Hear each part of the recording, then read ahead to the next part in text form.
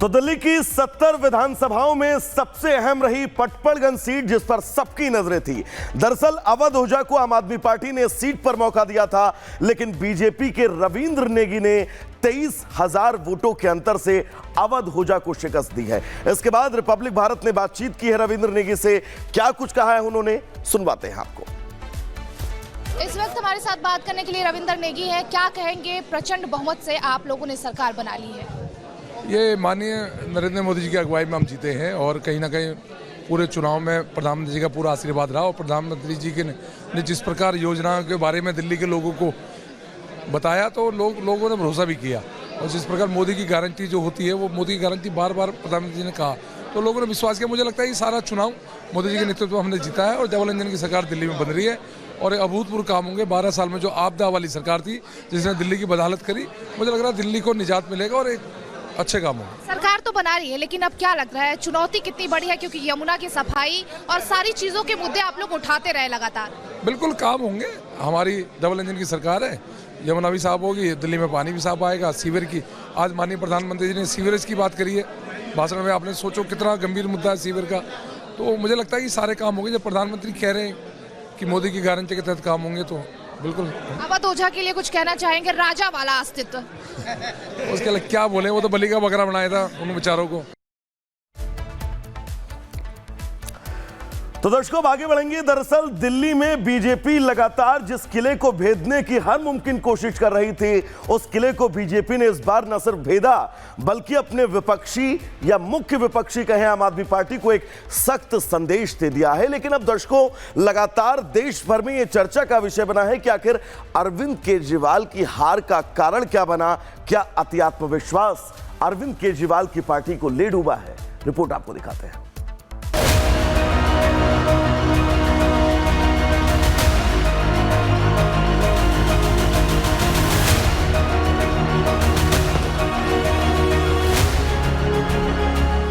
दिल्ली में बीजेपी की जोरदार एंट्री हो चुकी है। 27 साल का वनवास खत्म करते हुए भाजपा ने दिल्ली में भगवा लहराया और 12 साल बाद आम आदमी पार्टी सत्ता से बेदखल हो चुकी है तो कांग्रेस का अस्तित्व बचा ही नहीं है।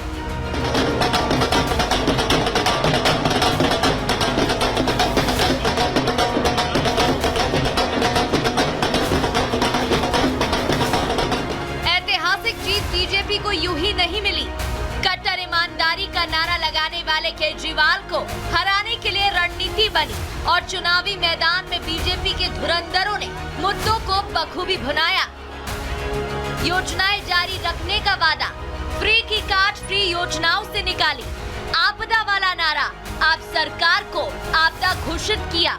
चुनावी घोषणा पत्र नहीं संकल्प पत्र, चुनावी वादों को मोदी की गारंटी बताया। बीजेपी का माइक्रो मैनेजमेंट, प्रधानमंत्री मोदी ने बूथ कार्यकर्ताओं से बात की, जनता से जुड़े मुद्दे उठाए। पीने का पानी, यमुना की सफाई, सड़क, सीवर को लेकर आपको घेरा, आपके दिग्गजों को घरों में घेरा। बीजेपी ने बड़े नेताओं को मैदान में उतार दिया। केजरीवाल का शीश महल, सीएम आवास को लेकर घेराबंदी, भ्रष्टाचार के मुद्दों पर बीजेपी सक्रिय, शराब घोटालों को लेकर जमकर घेरा। मिडिल क्लास का साथ मिला, बजट में 12 लाख तक की आय, टैक्स फ्री करने का फायदा मिला। महिलाओं के लिए योजना, कैश ट्रांसफर योजना का वादा। एमपी, महाराष्ट्र में बीजेपी की योजना सफल। दिल्ली ने आज इतिहास रच दिया। अहंकारियों का अहंकार टूट गया। अरविंद केजरीवाल कहते थे, मोदी जी इस जन्म में आप हमें नहीं हरा पाओगे। ओहो हो, भगवान न करे ऐसा बोल किसी से निकले। वो भगवान के घर देर हो सकती है, अंधेर नहीं। आज मोदी की गारंटी जीती है और अरविंद केजरीवाल का अहंकार, क्रूरता, धोखा, झूठ, लूट हारा है। प्रधानमंत्री मोदी जी का जो मॉडल ऑफ गवर्नेंस है, सुशासन चाहते थे और ये वोट प्रधानमंत्री मोदी जी के लिए और उनके अच्छे काम के लिए ये वोट दिल्ली के लोगों ने भाजपा को दिया। जी, बड़ी जीत हुई है भारतीय जनता पार्टी की। ये दिल्ली की जनता की जीत है, माननीय प्रधानमंत्री जी के नेतृत्व की जीत है। क्या मुद्दे रहे जिसकी वजह से बीजेपी को इतनी बड़ी जीत? मैंने बताया ना कि प्रधानमंत्री जी का नेतृत्व वो एक बहुत बड़ा मुद्दा है और दिल्ली ने भ्रष्टाचार के खिलाफ वोट किया है, वो एक बड़ा मुद्दा है। केजरीवाल जैसे नेता, सिसोदिया जैसे नेता हार गए चुनाव। जो भ्रष्टाचार करेगा वो चुनाव हारेगा। बीजेपी ने 2025 में न सिर्फ दिल्ली जीता है बल्कि इसी साल होने वाले बिहार और 2027 में यूपी का चुनाव भी सेट कर लिया है। लोकसभा चुनाव में एनडीए सहयोगियों से बनी सरकार बड़ी चुनौती थी। बीजेपी ने अब महाराष्ट्र के बाद राजधानी का रण अकेले जीतकर सहयोगियों को संदेश दे दिया है। वहीं हम के जीतन राम मांझी ने कहा, दिल्ली तो झांकी है, बिहार अभी बाकी है, जेएनडीए। दूसरी ओर एनसीपी के अजीत पवार ने कहा, पीएम के नेतृत्व में डबल इंजन सरकार दिल्ली वासियों का सपना पूरा करेगी। दिल्ली जीतकर बीजेपी ने विरोधियों को मुंहतोड़ जवाब दिया है। जहां एक और आतिशबाजी है, जश्न है, तो वहीं दूसरे खेमे में सदमा है, हताशा और निराशा है। तो दिल्ली के तमाम मुद्दों को लेकर बीजेपी के लिए जीत जश्न से ज्यादा एक बड़ी जिम्मेदारी है। एक और बड़ी खबर आपको बताएंगे। दरअसल दिल्ली चुनाव से जुड़ी ये बड़ी खबर है।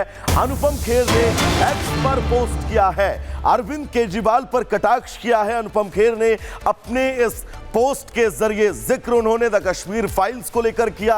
अरविंद केजरीवाल की फोटो साथ में ही चस्पा की, आपकी हार पर कटाक्ष किया है और कहा है कि पीड़ा का मजाक उठाना ठीक नहीं है, एक आह श्राप बन जाती है।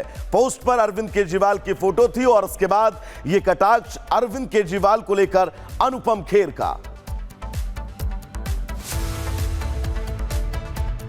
कह रहे हैं कश्मीर फाइल्स टैक्स फ्री करो, अरे यूट्यूब पे डाल दो, फ्री हो जाएगी। टैक्स फ्री क्यों करा रहे हो? इतना ही तुमको शौक है, विवेक अग्निहोत्री को बोलो यूट्यूब पे डाल देगा, सारी पिक्चर फ्री है, सारे जने देख लेंगे एक ही दिन के अंदर। टैक्स फ्री की क्या जरूरत है? कह रहे हैं कश्मीर फाइल्स टैक्स फ्री करो, अरे यूट्यूब पे डाल दो, फ्री हो जाएगी।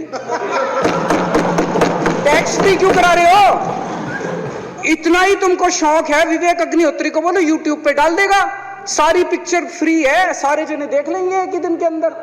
टैक्स फ्री की क्या जरूरत है? तो दिल्ली विधानसभा में दिया गया 2022 का ये वो भाषण था जिसमें अरविंद केजरीवाल कश्मीर फाइल्स को लेकर कटाक्ष कर रहे थे। आगे बढ़ेंगे दर्शकों। दरअसल दिल्ली के श्रीनगर से बीजेपी के तिलकराम गुप्ता ने तकरीबन 16,000 वोटों के मार्जिन से आम आदमी पार्टी की प्रीति तोमर को हराया है। अपनी जीत पर उनका कहना क्या है, सुनवाते हैं आपको। श्रीनगर से बीजेपी ने प्रचंड जीत हासिल की है। इस समय हमारे साथ तिलकराम जी हैं। तकरीबन 15,000 वोट से आपने जीत हासिल की। लोगों के बीच में आप जा रहे हैं, किस तरीके का रिस्पांस मिल रहा है, क्या कुछ प्राथमिकता रहने वाली है श्रीनगर के लिए? देखिए, मैंने कोविड के अंदर जनता के अंदर इतना काम किया। 2020 हारने के बाद मैंने लगातार 1.25 महीने के बाद कोविड लग गया था। मैंने लगातार 5,000 आदमियों का भोजन 25 की डेली देता था, 11 किलो की ऑक्सीजन, काढ़ा और जो भी समस्या होती थी मैं क्षेत्र के लिए लगातार करता रहा हूँ मैं। और जनता का, मैं 5 साल निगम पार्षद रहा हूँ, जनता का प्यार मुझे मिला है।